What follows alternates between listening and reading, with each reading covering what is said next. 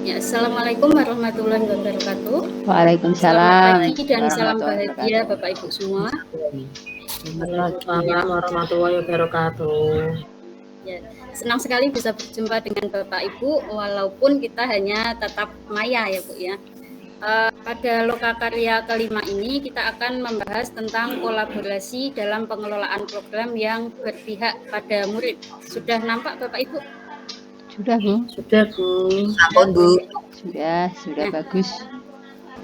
Sebelumnya perkenalkan, nama saya Noviana Ika Rahmawati, tempat tanggal lahir di Klaten 14 Juli tahun 1991, alamat di Jalan Harjuna nomor 2 Purwodadi Grobogan, sedangkan instansi saya di SDN Purwangparing, Kecamatan Sukolilo, Kabupaten Pati. Latar belakang pendidikan adalah pendidikan matematika. Nah, tujuan kita pada hari ini yaitu CGP dapat mulai membuat perencanaan program, bagian judul, latar belakang, dan tujuan program. Nah, ini kesepakatan kelas kita Bapak, Ibu. Yang pertama adalah hadir tepat waktu, selanjutnya menyalakan video, mematikan mikrofon jika tidak menyampaikan pendapat, dan menekan icon raise hand saat akan menyampaikan pendapat. Apakah ada yang ingin menambah atau mengurangi? Cukup. Setuju Bu.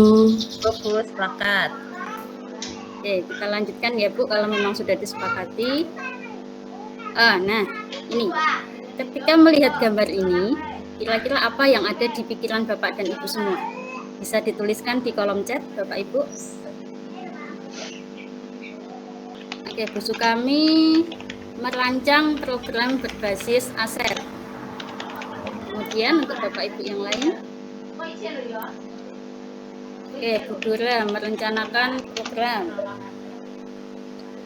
Suatu alat untuk membuat perencanaan perubahan belajar dari Bu Sri Hayana. Dari Bu Muna perencanaan program. Oke, dari Pak Bandu mungkin. Pemetaan dalam merencanakan program yang berdampak pada murid. Oke, jadi dari jawaban Bapak Ibu semua sudah terlihat bahwa semua menyepakati Bagja ini merupakan salah satu langkah dalam membuat atau merancang program sekolah yang berdampak pada murid. Nggih, Bapak Ibu nggih. Bagja sendiri terdiri dari 5 alur, yaitu buat pertanyaan, ambil pelajaran, gali impian, jabarkan rencana, dan atur eksekusi. Ini sudah Bapak Ibu pelajari di LMS dan saya yakin Bapak Ibu guru sudah paham dengan Bagja ini. Selanjutnya. Nah, apa pentingnya proses perencanaan dalam penyusunan suatu program yang berdampak kepada murid? Ya, menurut Bapak Ibu, apa sih pentingnya suatu proses perencanaan? Mungkin bisa raise hand yang ingin berpendapat. Oke, Bu Sri Hayana, silahkan Bu. Terima kasih Bu Novia. Memang penting sekali proses perencanaan untuk dalam kita menyusun suatu program yang berdampak murid ya. Karena dengan kita melakukan proses perencanaan maka visi yang kita rencanakan yaitu visi sekolah itu akan terlaksana. Terima kasih Bu.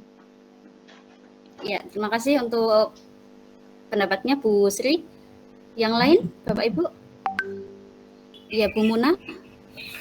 Iya Bu, kalau menurut saya apa pentingnya proses perencanaan dalam penyusunan suatu program yang berdampak pada murid agar apa yang menjadi rencana kita berhasil Bu, makanya perlu membuat pentingnya membuat perencanaan seperti itu.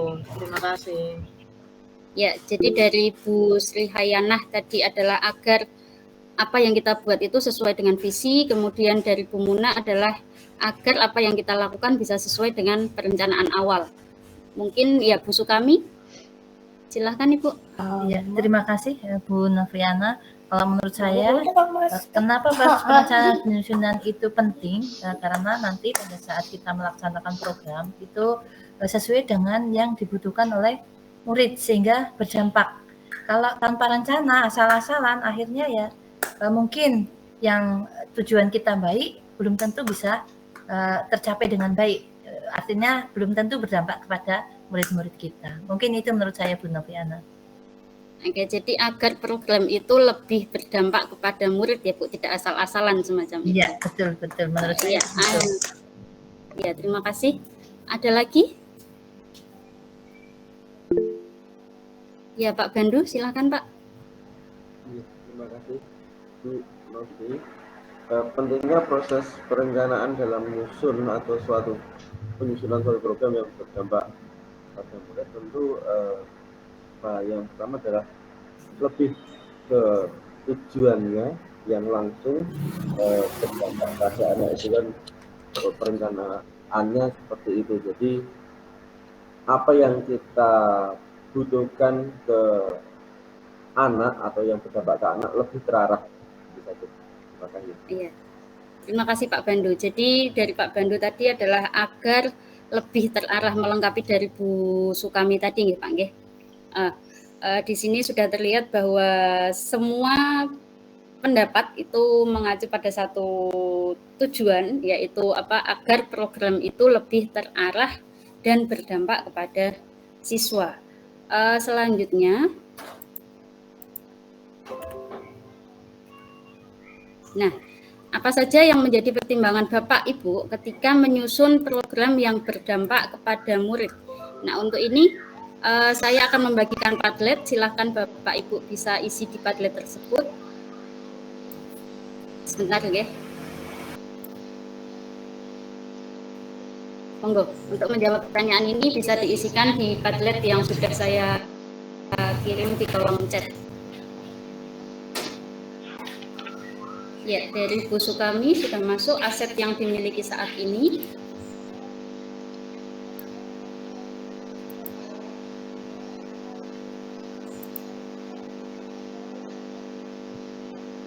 Bapak Ibu yang lain? Ya, dari Bu Dora, aset yang ada di sekolah, jadi sama seperti Bu Sukami tadi.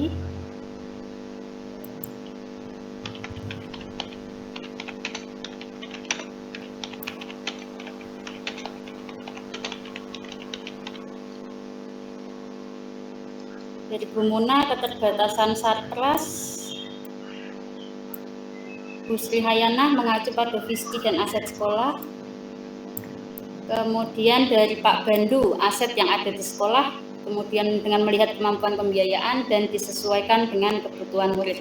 Nah, kira-kira dari pendapat rekan-rekan semua ini ada yang bisa menyimpulkan? Monggo.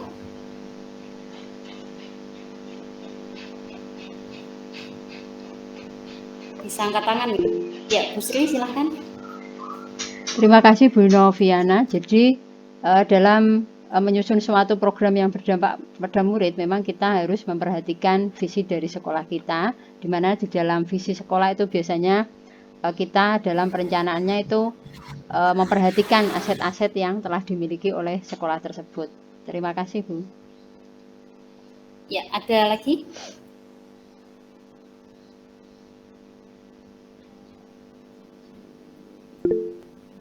Ya, silakan Bu Sukami. Tadi sebetulnya dari pendapat teman-teman ada yang paling lengkap Bu Noviana, yaitu yang berasal dari Pak Bandu. Di mana menurut Pak Bandu itu aset yang dipertimbangkan, visi sekolah juga dipertimbangkan, pembiayaan juga dipertimbangkan. Menurut saya itu menjadi kesimpulan yang sudah sempurna, artinya menyeluruh dari semua aspek. Mungkin itu dari saya Bu Noviana. Oke, terima kasih Bu Sukami. Bagaimana, apakah ini bisa disepakati ya untuk dalam menyusun suatu program, kita selain memperhatikan visi, kemudian aset yang dimiliki sekolah, kita juga harus menyesuaikan dengan kebutuhan siswa. Kita menjadikan siswa itu sebagai pemimpin student legacy tadi ya, bahwa siswa memiliki suara, memiliki keinginan, dan di situ kita sebagai guru harus mau mendengarkan apa yang diinginkan oleh siswa. Mungkin itu ya Bapak Ibu ya kesepakatan untuk pagi hari ini. Oke. Ya. Ya, karena waktunya sudah habis atau sudah selesai ya, saya akhiri untuk pertemuan hari ini. Silahkan nanti Bapak Ibu bisa mengisi, atau bukan mengisi ya, maaf, Bapak Ibu bisa memberikan reaksi atau mengirimkan emoticon yang mewakili perasaan Bapak Ibu lewat send reaction yang ada di Jimit ini. Oke, Bu Sukami ya, oke Bu Dora, Pak Bandu, ya oke. Demikian untuk pertemuan hari ini. Sekian dari saya. Assalamualaikum warahmatullahi wabarakatuh.